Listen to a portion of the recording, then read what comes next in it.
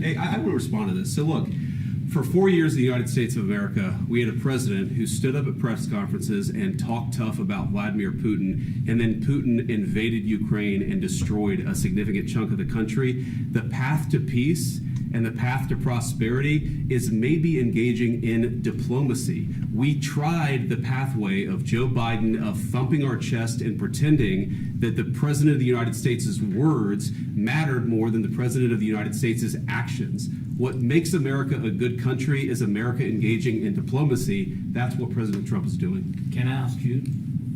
Sure. Yeah? Yeah. Okay. So he occupied our parts, big parts of Ukraine, parts of East and Crimea. So he occupied it on 2014. So during a lot of years, so I'm not speaking about just Biden, but those time was Obama, then President Obama, then President Trump, then President Biden, now President Trump, and God bless, now President Trump will stop him. But during 2014, nobody stopped him. He just occupied and took. He killed people. You know what the contact line? 2015. 2014 2014. and 2014. 2014. Yeah. So I was, he killed, I was not here. yeah, but That's exactly right. Yes, but during 2014 till 2022, yeah, the situation the same. The people have been dying on the contact line. Nobody stopped him. You know that we had conversations with him, a lot of conversation, my bilateral conversation, and we signed with him. Me, like a new president, in 2019, I signed with him the deal. I signed with him, Macron and Merkel. We signed ceasefire. Ceasefire. All of them told me that he will never go. We signed him with gas contract. Gas contract. Yes, but after that, he broken this ceasefire. He killed our people and he didn't exchange prisoners. We signed the exchange of prisoners, but he didn't do it.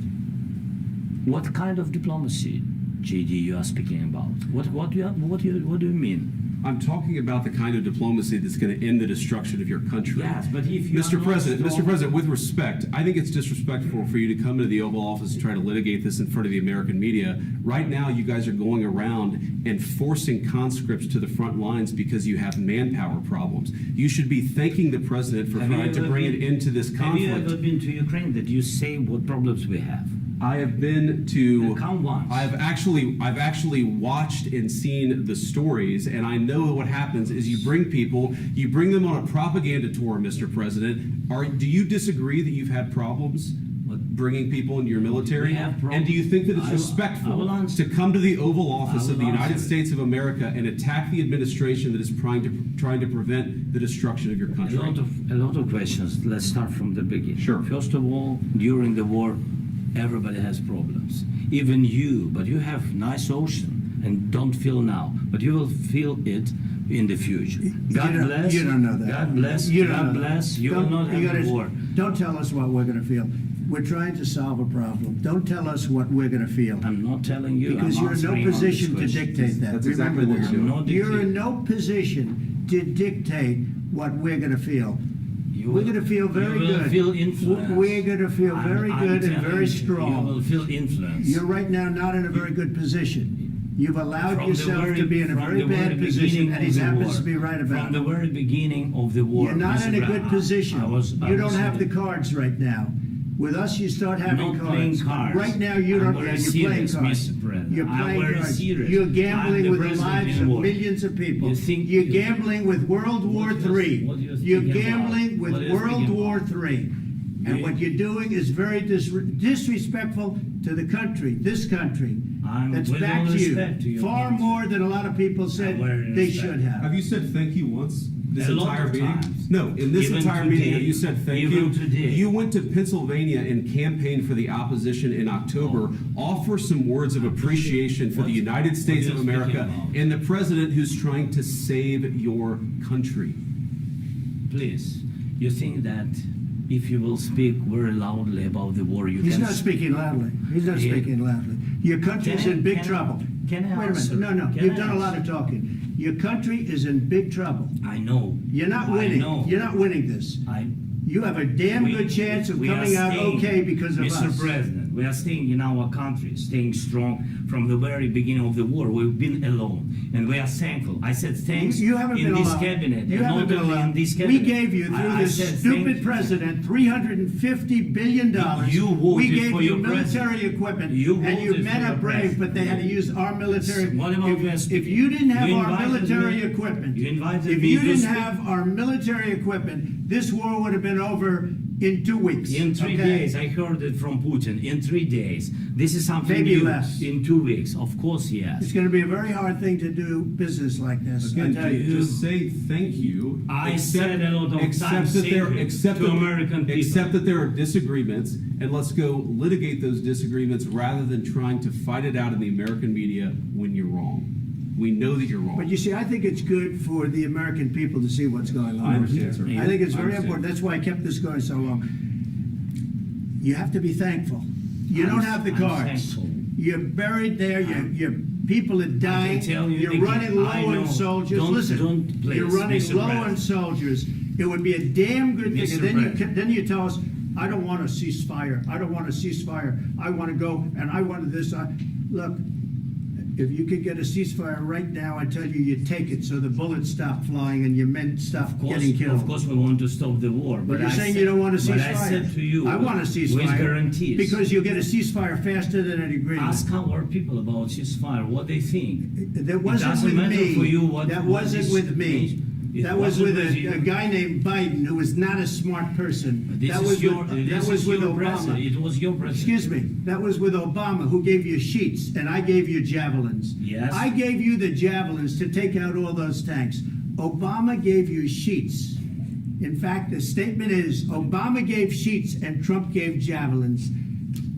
You got to be more thankful, because let me tell you, you don't have the cards. With us, you have the cards. But without us, you don't have any cards. One more question to Mr. Vice President. I'm sorry. It's going to be a tough deal to make, because the attitudes have to change. What if Russia breaks ceasefire? What if Russia breaks peace talks? What do you do then? I understand that it's a heated conversation right now. What are you saying? What She's if asking, what if Russia breaks the ceasefire? What if anything? What if a bomb drops on your head right now? But they have Okay? broken What if they ceasefire. broke it? I don't know. They broke it with Biden, because Biden, they didn't respect him. They didn't respect Obama. They respect me. But what- Let me tell you, Putin went through a hell of a lot with me. He went through a phony witch hunt where they used him and Russia. Russia. You ever hear of that deal? That was a phony Hunter Biden, Joe Biden scam. Hillary Clinton, Shifty Adam Schiff. It was a Democrat scam. And he had to go through that. And he did go through it. We didn't end up in a war.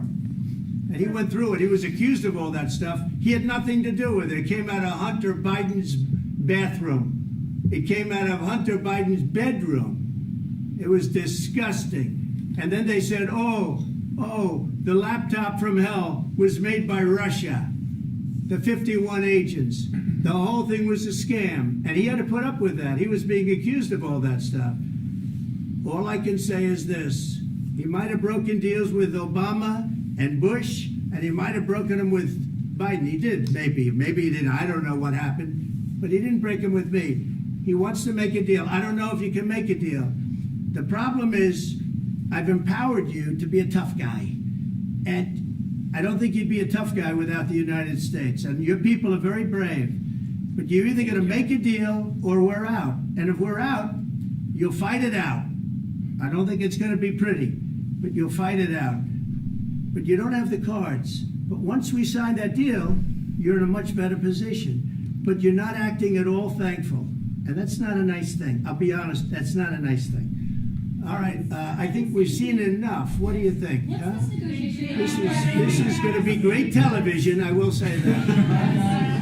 All right. We'll see what we can do about putting it together. Thanks. And I need the back of this. We'll see. I don't know.